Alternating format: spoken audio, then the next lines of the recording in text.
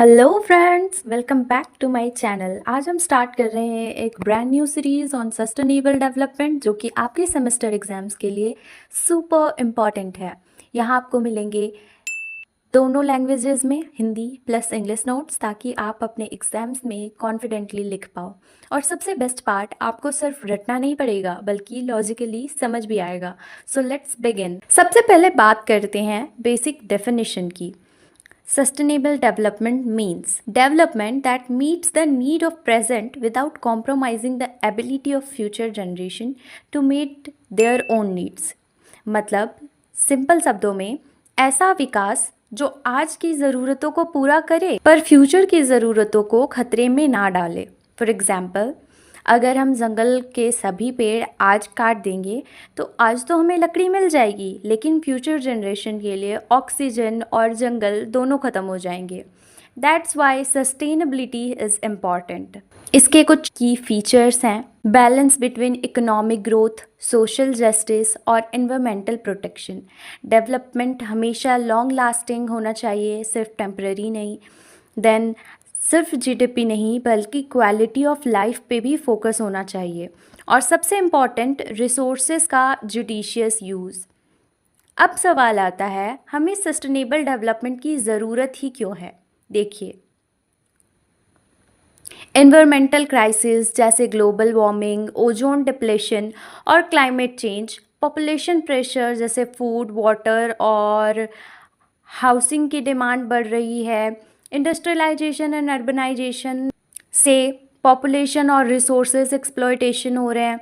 और सबसे बड़ा इशू, सोशल इनइक्वालिटीज़। अगर सस्टेनेबिलिटी नहीं होगी तो डेवलपमेंट सिर्फ इकोलॉजिकल इम्बैलेंस और सोशल अनरेस्ट क्रिएट करेगा। चलिए अब एक छोटी सी जर्नी देखते हैं सस्टेनेबल डेवलपमेंट के एवोल्यूशन की।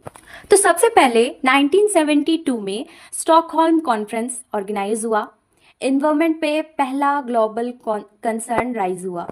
देन 1980 में वर्ल्ड कंजर्वेशन स्ट्रेटजी IUCN ने सस्टेनेबल यूज ऑफ रिसोर्सेज का कॉन्सेप्ट लाया। देन इन 1987 ब्रंटलैंड रिपोर्ट आया, which is our common future. इसने सबसे फेमस डेफिनेशन दी और इंटर जनरेशनल इक्विटी पे फोकस किया। देन इन 1992 अर्थ समिट हुआ रियो डी जेनेरियो में।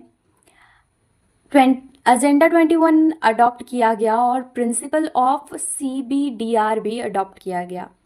देन 2000 में मिलीनियम डेवलपमेंट गोल्स आए एंड उसमें 8 ग्लोबल गोल्स था।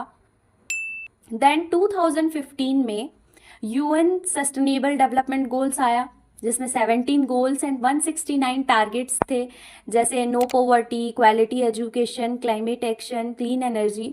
इन सब पे हम डिटेल्ड वीडियोस लेकर आएंगे जो कि एग्जाम्स में आपको बहुत ज़्यादा हेल्प करेगा। अब हम लोग कुछ बेसिक प्रिंसिपल्स देख लेते हैं जो कि आपको हमेशा ध्यान रखना चाहिए। First is inter generational equity, future generation के राइट्स को प्रोटेक्ट करो। Second is intra generational equity, present में ही इन इक्वालिटीज़ को रिड्यूस करना।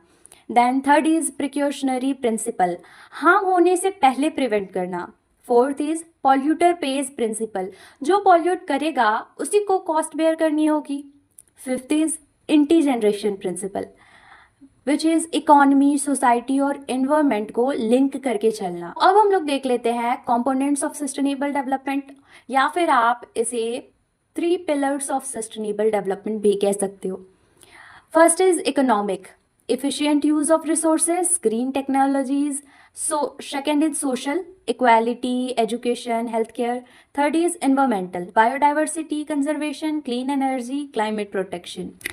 अब चैलेंजेस की बात करते हैं। Basically over population, poverty, industrialisation, fossil fuel dependence, inequalities between developed and developing nations और ऑफ कोर्स क्लाइमेट चेंज, ये सब मेजर हर्डल्स हैं। आप कमेंट करके बताओ कि इंडिया में सबसे ज्यादा प्रॉब्लमेटिक क्या है, पॉवर्टी या पॉल्यूशन? नाउ सॉल्यूशन देख लेते हैं।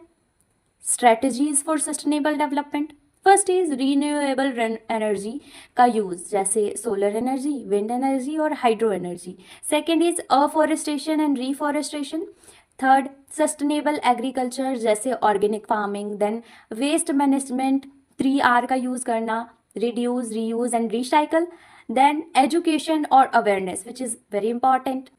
Then last is international cooperation जैसे पेरिस एग्रीमेंट और सस्टेनेबल डेवलपमेंट। तो सस्टेनेबल डेवलपमेंट एक ऑप्शन नहीं, एक नेसेसिटी है। ये इंश्योर करता है कि इकोनॉमिक प्रोग्रेस एनवायरनमेंट को डिस्ट्रॉय ना करे और सोसाइटी में इनजस्टिस ना हो। स्टॉकहोम कॉन्फ्रेंस से लेकर सस्टेनेबल डेवलपमेंट गोल्स तक दुनिया एक ही डायरेक्शन में चल रही है, पीपल, प्लैनेट और प्रोस्पेरिटी को एक साथ प्रोटेक्ट करना। बस दोस्तों, ये था सस्टेनेबल डेवलपमेंट का एक छोटा सा ओवरव्यू। मुझे कमेंट करके बताइए कि आपको हिंदी प्लस इंग्लिश दोनों में एक्सप्लेनेशन कैसा लगा, और अगर आपको वीडियो पसंद आया तो लाइक, शेयर एंड सब्सक्राइब करना मत भूलना। नेक्स्ट वीडियो में हम डिटेल में सस्टेनेबल डेवलपमेंट के ही किसी एक टॉपिक पे वीडियो लेकर आएंगे। So stay tuned, see you in the next one, bye bye.